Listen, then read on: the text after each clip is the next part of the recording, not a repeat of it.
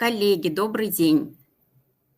Добрый день, уважаемые коллеги. Я бы хотела поприветствовать вас сегодня не утром, а обедом на нашей устойчивой среде Росатома. Коллеги, хотела бы предупредить, что у нас сегодня вебинар будет проходить в этой комнате на английском языке. Поэтому мы сделали параллельную трансляцию синхронную. Если вам удобно, вы можете пройти по ссылке, которую я здесь прикрепила. С вашего позволения мы начнем в этой комнате проводить вебинар на английском языке. Okay, so dear colleagues, welcome to our general webinar, Sustainable Rosatom webinar, which we held every Wednesday for our colleagues to promote sustainable environment and to promote sustainable development in Rosatom Corporation. And today we have very special guest, and today we have very special topic, as we every Wednesday try to discuss with you different cases, different aspects and topics of ESG transformation, of how to promote sustainable development in corporation, in businesses. And it's very important also to encourage business actions and business impact in human rights issues and promote human rights agenda in activity of businesses and corporation. And we are very glad that Camila Lepurs today agreed to join our activity and initiative and to share her ideas, her also experience in sphere of methodology and introduction of human rights agenda in business processes. And for welcoming words, I would like to invite Paulina Leon. So Paulina is a Chief Sustainability Officer of Rosatom Corporation. So let's say the key person in Rosatom who started to introduce sustainable development. And also we are very glad that after 2 weeks of very hard work in Glasgow, Paulina came back to our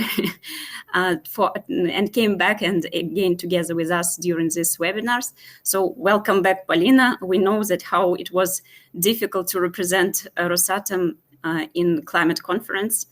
And we appreciate also everything what you have done during this conference. So, Paulina, the floor is yours. So, can you introduce Camila, and then we are going to presentation. Yes, Renata, thank you very much. And it's a really great pleasure to come back from 2 weeks in Glasgow and turn to some another topics from climate to today's topic of human rights, because 2 weeks filled with climate issues have been a little bit complicated. So actually, I'm really very happy to introduce Camille Lepors today.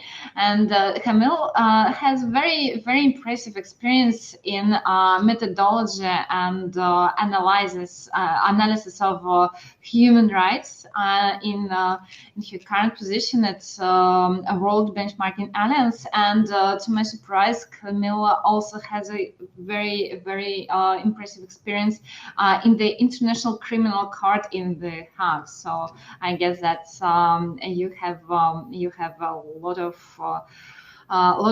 cases of what is good and what is not good performance in regard of human rights. So we are very much anticipating, and me personally very much anticipating this webinar, because to Rosatom as a global company, the subject, the topic of human rights is really quite an important one, because we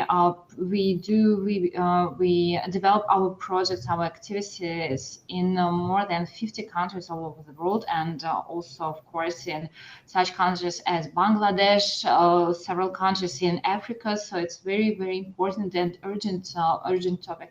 And also I would like to remind you that two of 10 the UN Global Compact principles are related to human rights.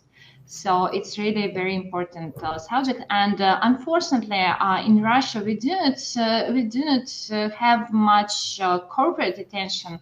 We do not pay much corporate attention to this issue just because Russia is quite a stable country in regard of human rights, basically in comparison with some other countries. So Camille, I would like to pass the floor to you, and I hope that today you can share with us some information about how is evaluated this human rights performance. What could be priorities, maybe with some examples of what different companies can do in regard of their human rights obligations, human rights focus, and probably you can also share with us the information about the most high human rights risk sectors and countries. So with some practical examples, it would be really great.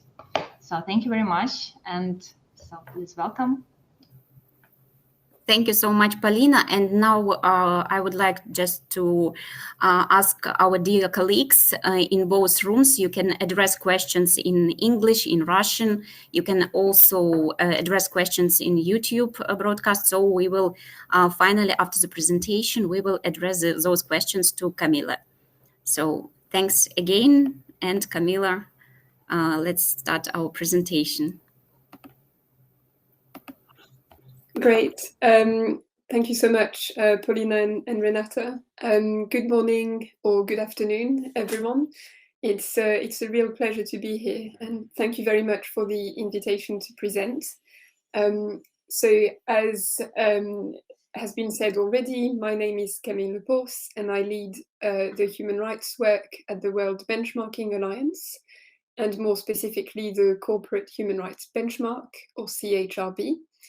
And what I'm going to present on today is I'm going to give you an introduction to the World Benchmarking Alliance and the Corporate Human Rights Benchmark, talk about CHRB's approach, some key results and trends that we've seen to date in terms of corporate human rights performance and disclosures. And then I'll say a few words about the methodology review that we just completed, and then some guidance on what should happen in practice. And then there will be time for discussion after the presentation. I'll make sure that there's plenty of time for Q&A. Great, so if we could go to the next slide, please. And I'll give a bit of an introduction to the World Benchmarking Alliance. It was set up in 2018, and it was launched with the belief that there needs to be real change in the way that business impact is measured, in order to boost motivation and stimulate action for a sustainable future for everyone. I don't know if it's just on my screen, but it looks like we're still on the welcome slide. Would be great if we could move to the next one, if that works. But in order to do this, great, thank you.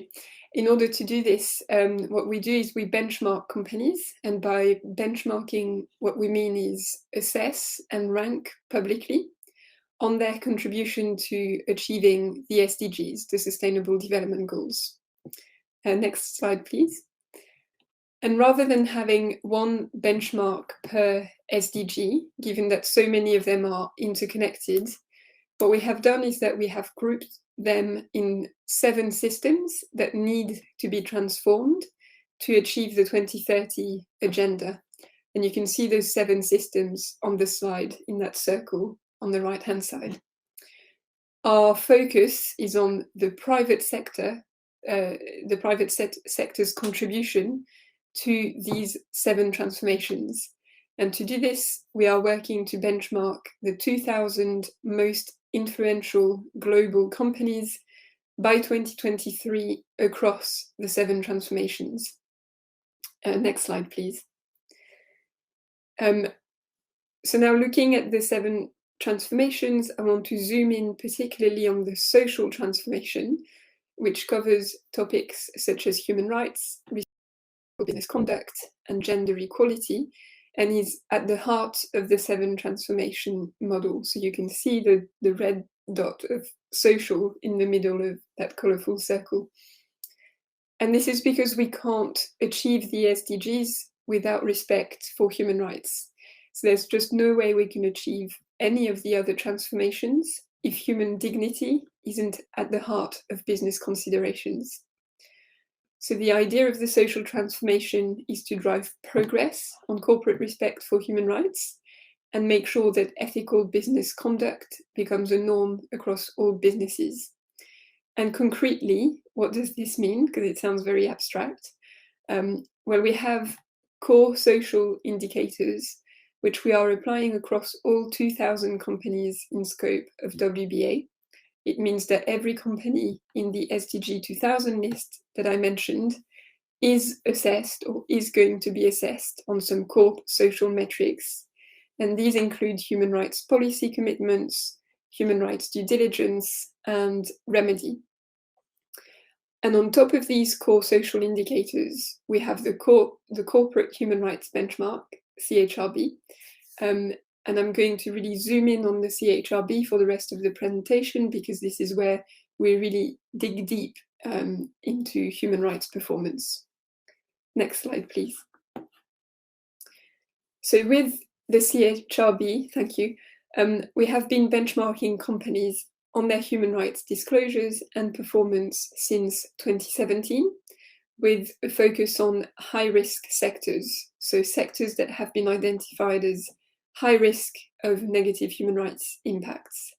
And these sectors are agricultural products, apparel, extractives, including oil and gas and mining, electronics manufacturing, and automotive manufacturing. There are, of course, other industries and sectors with high risks for human rights, but we have focused on those that were identified as priority to look at. And so the CHRB really is a deep dive on human rights for high-risk sectors. And this is a good complement to the core social indicators I mentioned before, which are applied at scale across 2,000 companies, but are much less in-depth than the CHRB. Going back to the origins of the CHRB, it was created in 2015 as the first free and public assessment of corporate human rights performance. It was set up by a group of like-minded investors, civil society organizations, and human rights experts, as well as Vigeo Iris, which is an ESG data provider. And the idea was that CHRB would provide data on the uptake of the UN Guiding Principles on Business and Human Rights, the UNGPs, as there was no way of measuring whether companies were following the GPs, even a few years after their establishment. And so with data that is available publicly and for free, we set out to drive a race to the top, act as an accountability mechanism, and raise awareness of business and human rights. Next slide, please. Thank you. In practice, the CHRB assessment is based on a detailed methodology, which gets its legitimacy from the international standards it is based on. I've mentioned already the UN Guiding Principles on Business and Human Rights, also the ILO Core Labour Standards, the OECD Guidelines for Multinational Enterprises, and then some other instruments, including sector-specific instruments. So the methodology gets its legitimacy from those instruments, as well as from the buy-in from stakeholders. So the methodology is developed in consultation with many different stakeholders, going from companies to business associations, civil society organizations, business and human rights experts, academics, investors, policymakers, etc. And to date, with this methodology, we have assessed 230 companies from the 5 high-risk sectors I mentioned, and we engage with more than 60% of these companies to help them understand the methodology requirements, but also for us to understand the challenges that they face in implementing human rights policies, but also in disclosing information about their work on human rights. And engagement is optional. The assessment is based on publicly available information exclusively. It's not a survey. So companies do not have to contribute to the assessment. We can assess them regardless of whether they decide to engage. But we've always found it really useful to have that engagement with the companies that wish to do so, because that's when we really have a dialogue, direct dialogue on human rights practices and disclosures. The first CHRB was published in 2017, and since then we published 3 more iterations in 2018, 2019, and 2020. And at the beginning of this year, we also published a COVID-19 study looking at how the companies in scope of CHRB had responded to the coronavirus crisis, with a focus on human rights, of course, and drawing on the CRB methodology where relevant. Now, that's a lot of context and framing already, but what does the benchmark actually tell us? So I'll talk a bit about the results that we've seen to date, and can we go to the next slide for this, please? Thank you. So starting with the latest results, which were published at the end of 2020, and I will start with the automotive companies, given that they were a new addition in 2020, they were assessed for the first time. We looked at 30 of the largest automotive manufacturers globally on the full methodology. And unfortunately, as you can see, the results are alarmingly bad. On the slide, you can see the ranking of the 30 companies on the right-hand side, and the graph on the left shows the number of companies in different scoring bands, bearing in mind that the maximum available score is 100. So if you look at the graph, you can see that most of the companies are actually in the lowest scoring band between 0 and 10%. The average score for the sector is 12%, which is the lowest average score we have ever had for a sector benchmarked by CHRB. Not a single automotive company scored above 50%, and half of them scored below 10%. And what these poor results suggest to us is that implementation of the UNGPs is weak across the sector. Ford Motors, Group PSA, and Daimler emerged as leaders for the sector, with scores ranging from 30 to 42%. So they're top of the group, but again, it's relative performance, given that all of them still score below 50%. And the 30 companies that were assessed by CHRB were also assessed in the WBA's climate and energy benchmark. And there we've got a nice link to COP. This enabled us to analyze how these automotive companies' results on human rights compared with their results on climate change. And here is what we found. If we can go to the next slide, please. So what the results show, if we can go to the next slide, please. And what the results show is that, thank you, in spite of human rights and climate change being increasingly understood as issues that are inherently linked, almost no correlation could be found between a company's relative performance on either benchmark. So on the slide, you can see the automotive companies in alphabetical order this time, with their 2 assessments on either side. Some companies that demonstrated action on climate issues, such as low carbon transition plans, emissions reduction targets, climate change oversight, disclosed very little, if any, information on how they manage human rights. And similarly, some of the companies that scored well on human rights relative to their peers are not amongst the top scorers on the climate and energy benchmark. And this lack of a correlation suggests that many automotive companies still consider climate and human rights issues separately, to be addressed independently of each other. And this is concerning, given that achieving success in both areas is essential to ensure a just transition. And there's actually more work being done on this topic in WBA, and we just published a just transition assessment during COP. So if that's of interest, it's all available on our website. Next slide, please.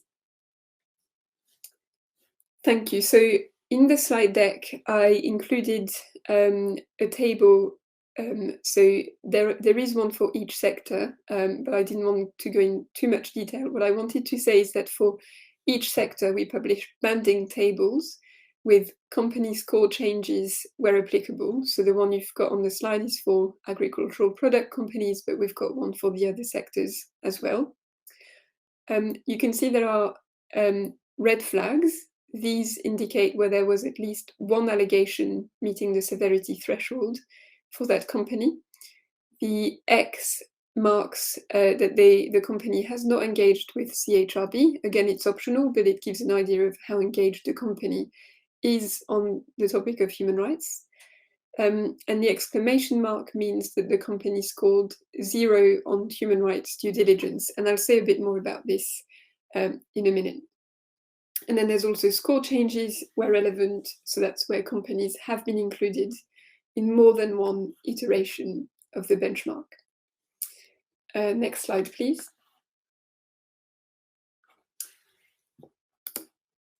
Thank you. In 2020, we also assessed just under 200 companies from the other sectors, so other than automotives. So that's agricultural product, apparel, extractives, and electronics manufacturing. All of these sectors had been included in previous iterations in CHRB, so it wasn't their first time in the benchmark. So what did we see for those sectors? Well, first, we saw that too many companies are still failing to meet human rights due diligence expectations. And human rights due diligence is the process that a business is expected to follow to identify, assess, and act upon its human rights risks. And as such, it's really at the heart of any good approach to managing human rights risks, and is foundational for companies to drive sustainable change. And it's, of course, all the more imperative in the context of the COVID-19 pandemic, which has really exacerbated weaknesses and vulnerabilities throughout value chains. And to us, these concerning results on human rights due diligence highlight the need for regulatory action, as is envisaged in the EU and elsewhere, to raise the bar for all companies. A second key finding is that a growing number of companies are getting better at the fundamental policy and process requirements of the UNGPs.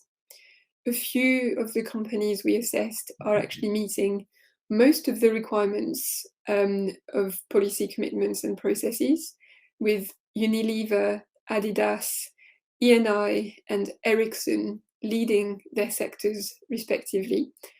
However, we still have two significant challenges. The first one is that it's still only a minority of companies that demonstrate the willingness and the commitment to take human rights seriously, as highlighted by the human rights due diligence point. And the second is that we see in many cases a disconnect between commitments and processes on the one hand, and actual performance and results on the other. So even for companies with robust commitments and management systems, these do not automatically translate at a practical level.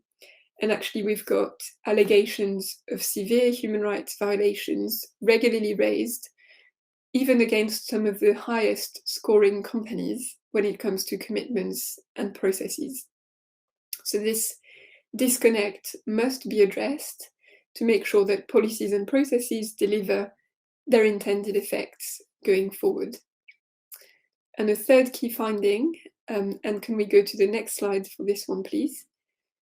A third key finding, thank you, that I wanted to highlight is that negative human rights impacts are overwhelmingly felt in developing countries, and this is not new. This was already the case in previous versions of the benchmark. But we have 78% of companies assessed by CHRB based or headquartered in OECD member countries, at 78%, and yet 85% of all alleged impacts in scope of the assessment occurred in developing countries. And the countries where most negative impacts reportedly occurred were India, China, and Indonesia. Next slide, please. Of the 230 companies that we assessed in 2020, 104 had at least one allegation against them, for a total of 225 allegations in scope in 2020. And you have the breakdown on the slide of the types of allegations. So, for example, health and safety, land rights, child labour, forced labour, etc. And whilst we do not assess the allegations on their merit, we do look at how companies respond to them.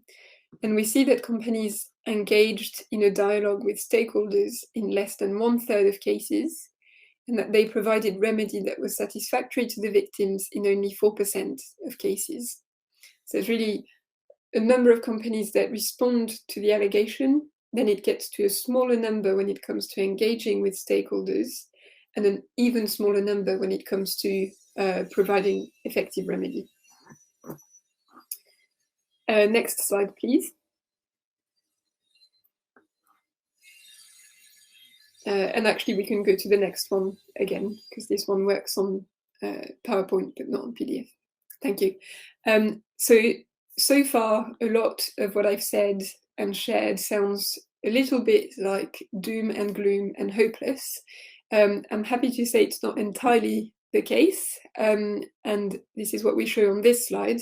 We did see some progress between 2017 and 2019, and what the graphs show on this slide are trends for companies that were included in all three, so 2017, 2018, and 2019. What you can see on the left in red is the original distribution back in 2017. So you can see vast majority of companies in red scoring between 0 and 10%. Then in grey with 18% as the average score.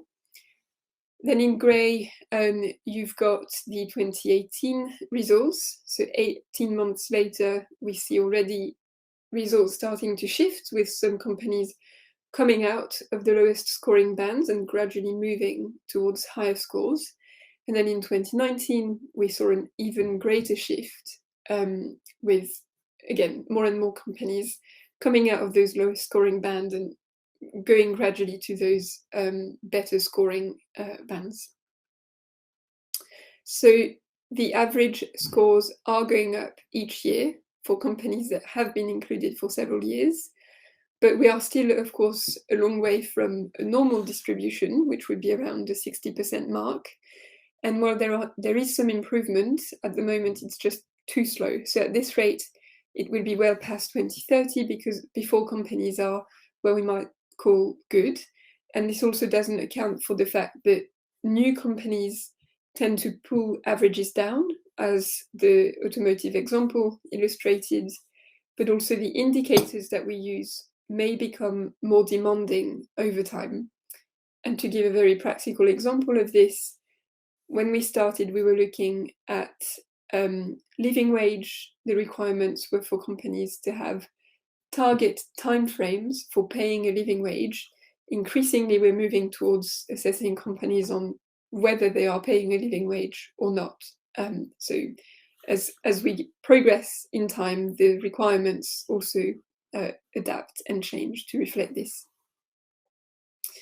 Next slide, please. I've talked about the results. Thank you. Now you might be wondering, how do these actually get used? Like, why do we produce all this? It's one thing publishing the benchmark, but it's really not until the data is used by companies and other stakeholders that it can lead to any change. So we know from our engagement with assessed companies that the benchmark provides them with tools to understand stakeholder expectations, identify the main gaps in their approach and disclosures, learn from their peers as well, and challenge themselves to improve over time. And that's for companies in the benchmark list, but also companies who are not necessarily in scope. The methodology is fully publicly available, so it can be used as a roadmap to understand stakeholder and societal expectations, and the requirements are very specific, which makes it easy for companies to use as guidance. So I would encourage you, if you want practical guidance on a range of human rights issues, to really look at the methodology.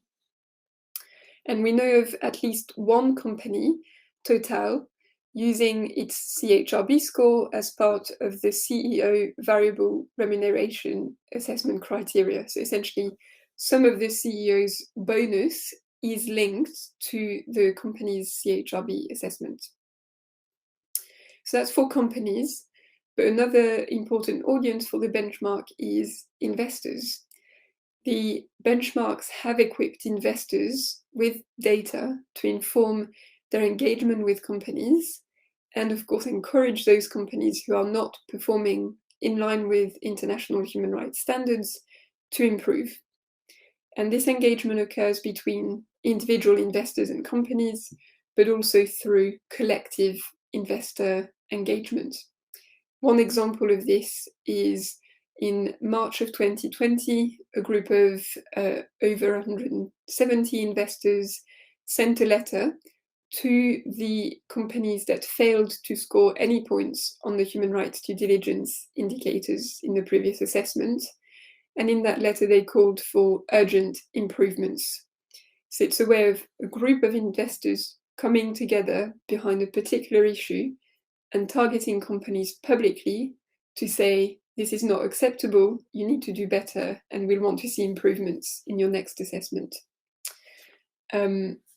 And another specific example of investor action would be through voting or shareholder resolutions. And there are a number of examples of shareholder resolutions that use the CHRB data to inform where to focus their efforts.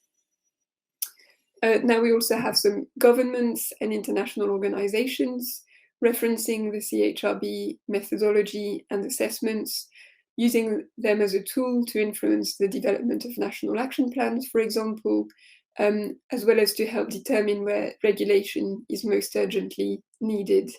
And so the human rights due diligence results have been used to as an argument and evidence for the need for government action, including by Michelle Bachelet, the United Nations High Commissioner for Human Rights. And of course, for all these different uses of the benchmark, media exposure is also very helpful, as it increases reputational risks and rewards for companies, but also visibility of the benchmark data for third party to use.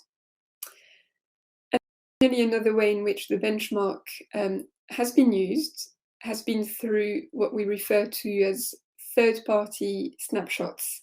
And can we go to the next slide, please? Thank you. So we've seen these third-party assessments happen more and more over the past few years. And essentially, this is where third parties, so separate to WBA or CHRB, use our methodology with our approval and some guidance from us to assess companies who are not in scope of the benchmark. And often this has been done with a country focus. So you can see there was one done for Swedish companies, Finnish companies, German companies. There was one in Ireland, in Denmark, Belgium, Spain, and then upcoming in Ukraine and South Korea and Chile, also going out of Europe.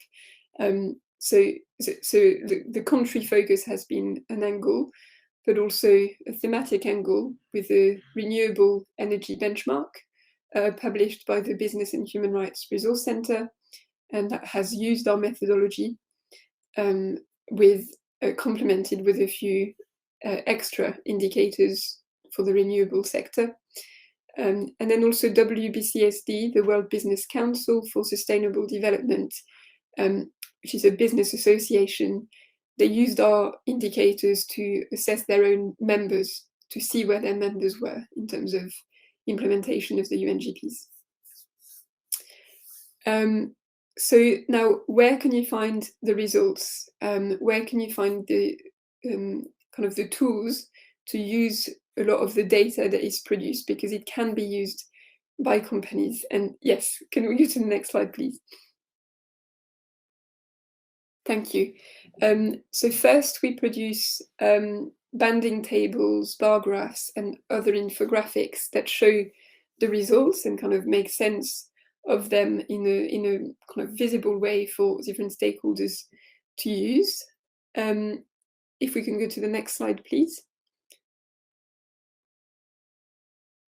Thank you. We also have a key findings report that we publish with each benchmarks that's analysing the trends, finding some key messages coming out of the data, which can otherwise be very, very raw data, and tracking progress over the years. So for kind of key trends and analysis, the key findings report is the place to go.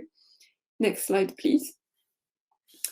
Another resource that we make available, thank you, is for each company there is an individual scorecard, and so this is very detailed. This is fully public, and it includes a company's overall score, but also their result per measurement area and per indicator, with the score at the indicator level, an explanation for that score, which requirements were met, which requirements weren't met, what was missing, what was there, and the sources that were used.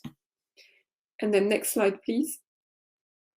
And then finally, we've got, thank you, a master datasheet. This is a slightly overwhelming Excel document, which contains many tabs, lots of data in different formats, lots of raw data, which can be used in a variety of different ways. That format is used a lot by investors, but also by companies. For example, if you're looking for examples of best practice on a specific topic, then you can use that sheet to, say, filter. If you're interested in forced labour, then you can filter to the indicator on forced labour.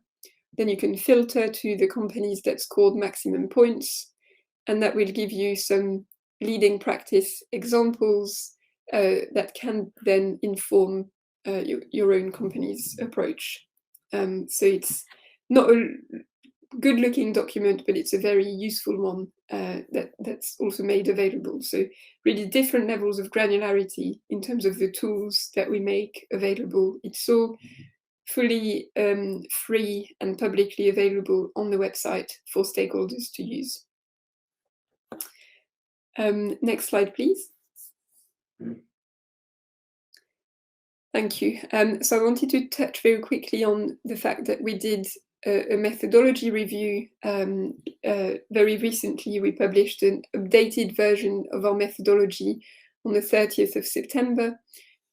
This is something that we did to make sure that the methodology continued to be up to date, that it reflected any changes to standards, guidelines, and instruments, but also societal expectations. We conducted the review through a mix of desk-based research and consultation, really extensive public, global, multi-stakeholder consultation.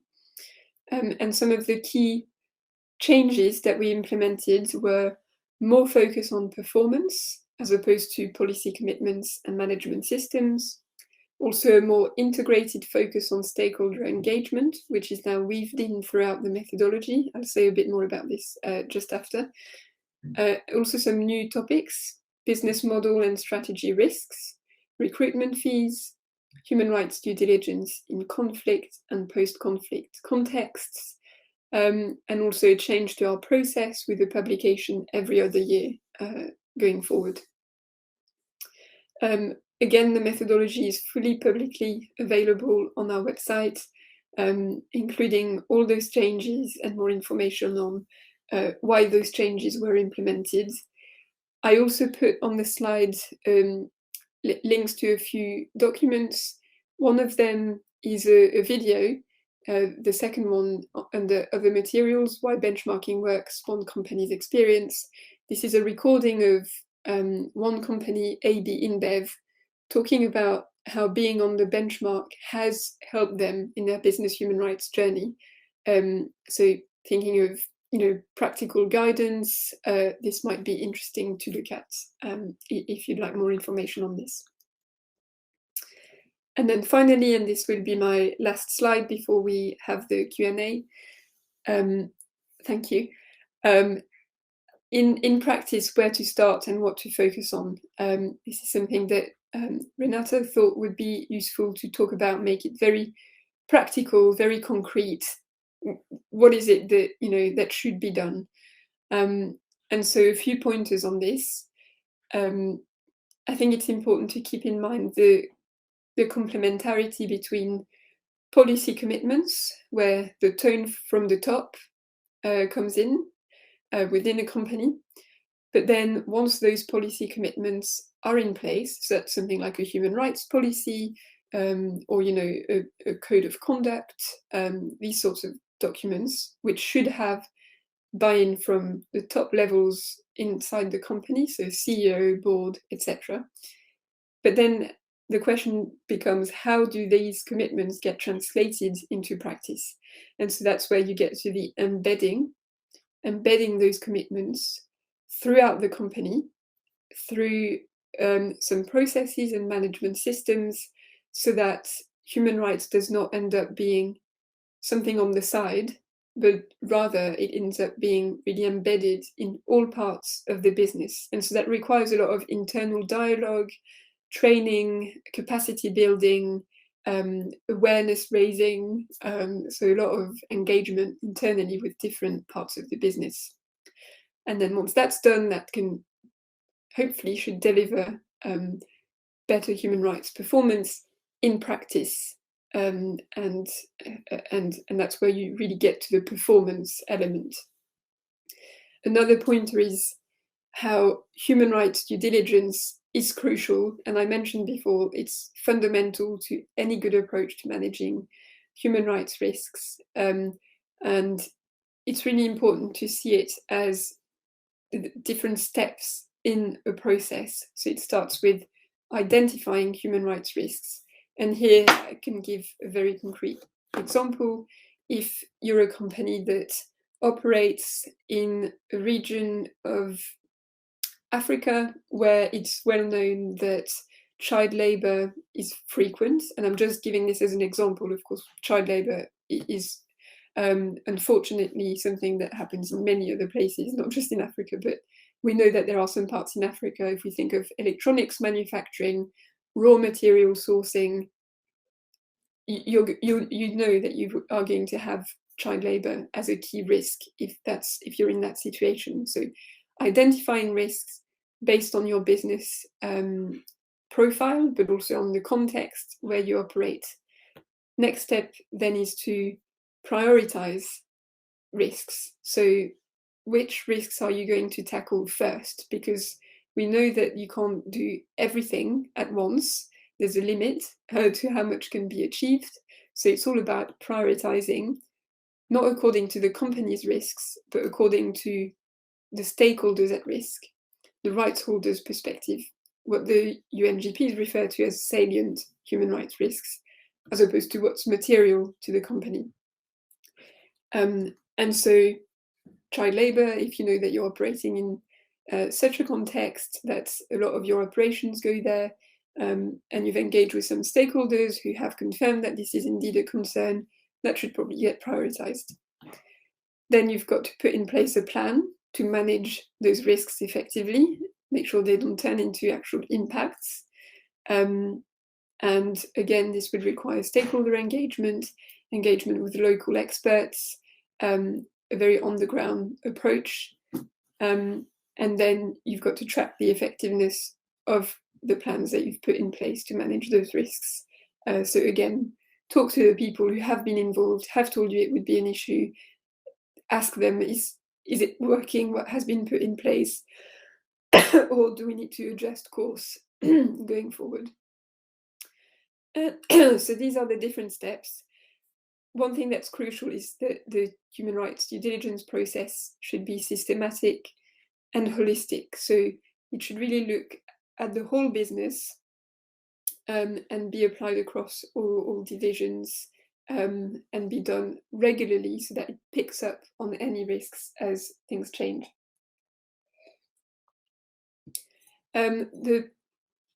As much as a human rights due diligence process should prevent impacts from occurring, where they do occur, they need to be remedied. And so that's another key area, and where very practically what can be done there is have a working grievance mechanism, a channel through which stakeholders know that they can bring complaints to the company's attention. And there's a whole lot of guidance out there on what's a good grievance mechanism, but it should include things like anonymity, be trusted by the users, be available in different languages so that all the people who want to use it actually are able to use it. And also it should come with guarantee of non-retaliation, all these things that would create trust and make sure that the grievance mechanism is used. So it's another very practical step that can be taken. And then I mentioned stakeholder engagement a lot throughout the presentation. It's really the reason we emphasize it so much and have emphasized it even more in the revised methodology is that stakeholders, and particularly potentially affected stakeholders, are probably just the best source of information that companies can use. They are the ears and eyes on the ground. They are the ones who are closest to the impacts and therefore know where things need to be done and where things need to be prioritized. So they should really be seen as a source of crucial information that's going to help inform the approach to human rights. And then I also included industry collaboration under this, because a lot of the issues, I mentioned child labour, going back to this, it's a systemic issue. It's not just the issue of one company. So it's hard for one company alone to solve it. And that's where collaborating with other companies through industry platforms can be useful. And then finally, and I'll finish on this because I said I would keep time for questions, transparency. Again, a very practical step, disclosing information about the company's approach. It forces to structure the way the approach is done, but also it signals to stakeholders, including investors, but also consumers and others, potential employees, that the company is taking those matters seriously, that it knows about the challenges, the risks, but that it's doing something about it. And often we say to companies who do a lot but don't publish information, for an external user, there's no way of making a difference between a company that doesn't disclose anything because it doesn't do anything, doesn't even, work on its human rights risks and impacts, or a company that actually does a lot but is quiet about what it's doing. So that's why I wanted to emphasize the importance of transparency, so that efforts are recognized, but also for accountability purposes. So thank you very much. I will stop here, and I hope this was useful. Thank you, Camille. It was really very, very extensive overview about the human rights topic. And before we turn to the questions, there are really many questions in the chat. I would prefer to ask my only question. What is the approach to evaluate the human rights performance in regard of the scale of the company? I mean that probably the amount of cases One case in regard of human rights disruption differs for the company with, for example, 100 people and 1,000 people and even more. And so how do you evaluate? How do you measure this scale system? Great, thank you, Paulina, for the question. So we actually focus on the largest global companies in the sectors that we look at. So they're all really large multinational companies. And so, but of course, because they're very large multinational companies, they also have lots and lots of allegations of negative human rights impacts being brought up against them, often on a monthly or weekly or even for some daily basis, I guess. So we have thresholds, severity thresholds that we use to determine what allegations will be taken into account, because otherwise, we would never be able to complete the assessment. So that's one thing. And the other thing is where we assess companies on their policy commitments, their management systems, because those are put in place for the whole company or the whole group, then it's kind of easy to compare them across different companies. But one thing we definitely look for is evidence that if it's a company with many subsidiaries or many different companies in a group, that their policies apply to all companies in the group, that it's not just, oh, we've got some more sustainable entities and the other ones are kind of left in the dark. So we try and look out for cherry picking as much as we can. Thank you.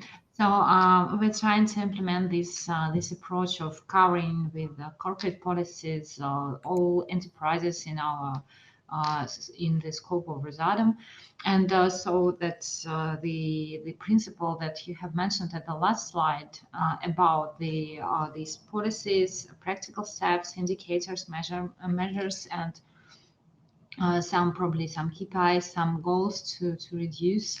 That's what we are trying to perform in our ESG internal regulation of Rosatom.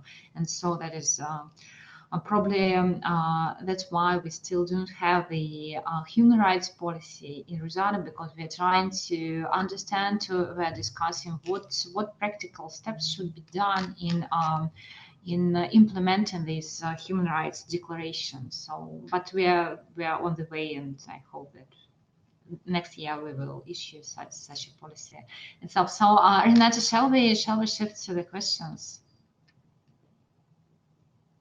Yes, thank you, Camilla. Thank you, Paulina. Maybe it will be more convenient if I can read the questions or translate, because some of the questions were addressed in Russian. So the first question, Nikolai asks, do you provide any specific and exact recommendations to the companies you work with, or provide any consultant services? And his second question is about your opinion, whether your assessment should become obligatory at some legislation, and is it possible to implement to legislation in relation to corporate non-financial reporting? So a lot of questions, I think that very broad question.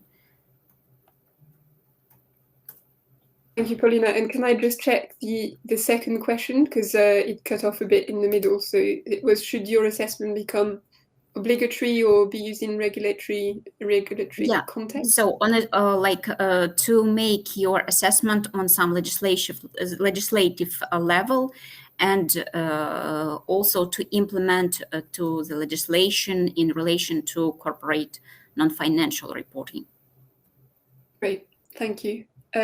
So on the first question around do we provide specific advice or guidance to companies, like as in a consultancy service? So we don't actually, but we have an alliance, World Benchmarking Alliance, and that includes a number of consultancies, and there are a number of business and human rights consultants that I know use the benchmark in their work with companies.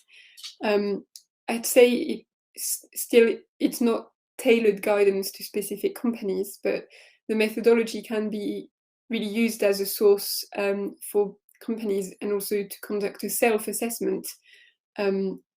We have most of the indicators, I think probably 90%, are sector agnostic, so they can be applied to any company regarding of the sector that it's in.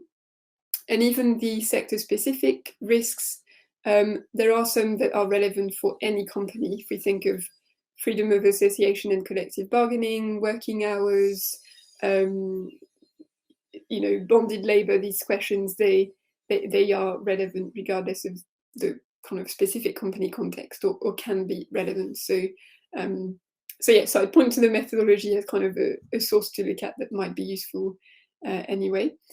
And then on the second question, so we definitely encourage and work with policymakers to use the data that comes from the benchmark as guidance to focus regulation. And so I gave the example of human rights due diligence.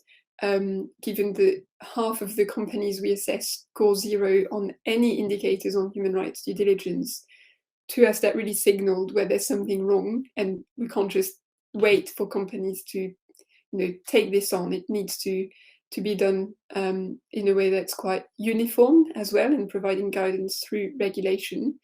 So we recommend the assessment to be used in that way, and we use it in our policy advocacy. We've got a policy team. Should it become obligatory? That's a bit more difficult, because it still depends on the company profile, and also then there's the very practical question of who would conduct that assessment, and how do we make sure the results are credible and reliable. So it's more using to inform regulation as opposed to part of regulation itself, but the methodology criteria could of course be used as part of a kind of implementation or tracking progress on implementation of any regulation.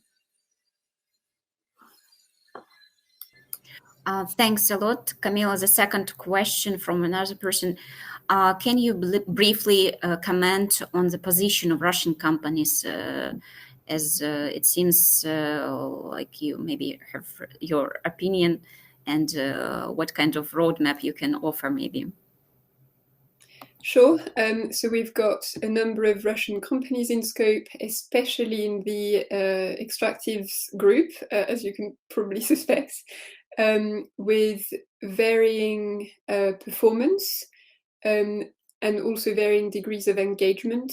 Initially, we didn't have much engagement with the Russian companies in the group. Some of them we still don't engage with. I mean, we try to, but we don't get necessarily responses. But some of them have been increasingly engaged, really trying to take on the challenges, and this has been reflecting on their score actually, because they've started to improve. So it's really, I'd say, a mixed bag when it comes to the Russian companies we've got in scope. Some of them not very engaged, we don't know much, not transparent. Some of them really getting improving and on the more engaged side of the spectrum. So I can't really generalize, but we've got a mix.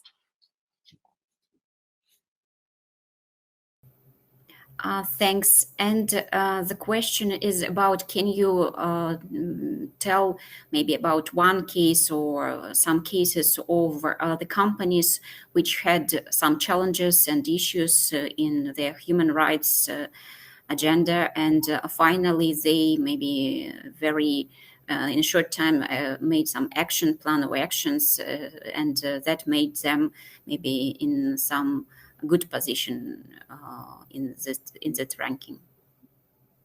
Sure. So I can talk about one of the top performing companies, sorry, not top performing, but top improving companies on the benchmark. And that's AB InBev. And actually I mentioned them earlier because they're in the video that is linked on the penultimate slide. And so they improved a lot because they went from a place where they were actually doing some work on human rights, but were not transparent on their approach. So they started disclosing more information and more detail on their approach, and that meant that they improved on the benchmark. But they've also been very open and candid with us, and have said that now they don't expect to improve as quickly in the next few years. They want to continue to improve, of course, but before they can publish more information, they need to put more things in place internally, and that takes a bit longer than disclosing on things that are already happening. So it's really a mix of being transparent, disclosing, given that we rely on publicly available information. Anything has to be public to be recognized. But then also, of course, doing the work to substantiate those disclosures, and that can take a bit longer. Thanks a lot. Camilla, if you have time, can we address 2 more questions? Because, I know that we already have to finish. So the question from our participant is about disclosure and some comments on how can companies separate human rights issues from other issues. As an example, complaints about the lack of PPE are directly related to the right of life and right to health and life, but are also a matter of occupational safety. And how can complaints be disclosed without double counting in public reporting if all categories of human rights overlapped? Yeah, so I would say that because human rights is such a broad term, it's a bit of an umbrella term. So under it, you've got you've got health and safety, but you've got other issues as well. So I think it's also perhaps useful to make human rights more concrete to people inside companies, instead of just say human rights generally, to say, well, this is about working hours, or this is about personal health and safety. So I'd use those more concrete points and topics in the reporting, and then refer to them as human rights when you're talking about all of them holistically. But yeah, I think one reason why human rights are often misunderstood or neglected is because it's such a broad and vague concept. So as much as it can be made very specific by referring to specific human rights risks, I think the better, and the more it helps with that embedding and internal awareness raising. Thanks a lot. And one more question concerning measurement topic. Could you highlight any specific topic theme that is given particularly little attention to by companies based on the assessment which were already performed, or are all the companies look at it comprehensively? Yeah, so no, across all companies, there is really that trend that they do better on commitments, then processes, and then performance. So performance is really the worst scoring area, and that's where we're looking for more specific information. So information such as, so if I take freedom of association and collective bargaining as an example, you'll have more companies committing to it, less companies explaining how that's embedded internally, and even less or fewer companies disclosing the proportion or percentage of their workforce covered by collective bargaining agreement. So when it gets more specific and closer to performance is where generally we see lower results. Thanks a lot. And the last question, it is not, I think, about businesses generally, about the situation in some cases in European Union which happened in some countries when citizens claimed against government concerning the air pollution. And how do you think whether it is also their current, let's say, topic and will be developed as also part of human right agenda? Yeah, that's a really good question. And we don't have an indicator specifically on air pollution in the benchmark, but we in the allegation section we look at impact on the environment, and so increasingly that's understood as an impact on people's environment and right to a healthy life. But that's where it's really good that we've got the climate and energy benchmark in WBA, that we can draw that comparison, like I showed with the automotive companies, so that there's a fuller picture. And also, yes, I mentioned the just transition assessment that we just published. That's really at the intersection between climate considerations and social or human rights considerations. So for more information, I'd recommend checking our websites under the Just Transition section. Okay, thanks a lot. I think that there is no more any question. And first of all, I would like to thank Camille for your participation, and that you have found time for us to share your experiences as far as human rights is a very important topic for business, and our corporation also looking to uphold a lot of actions to promote this topic globally and make impact in promotion of human rights globally, especially in the states where we operate. So thanks a lot for your participation. It's really very important for us. And thanks a lot, Paulina. Would you like to make some conclusion words? Actually, just want to thank Camille because it was really a very, very important topic, quite a new one for Zanom. So thank you for introducing us it for us, and wish you a nice day today. Thank you. Thanks a lot, dear colleagues. And thanks a lot to all the participants who were together with us in our Atom Space platform, and also in YouTube. We had also a major participant number, let's say. So thanks a lot, and hope to be in touch.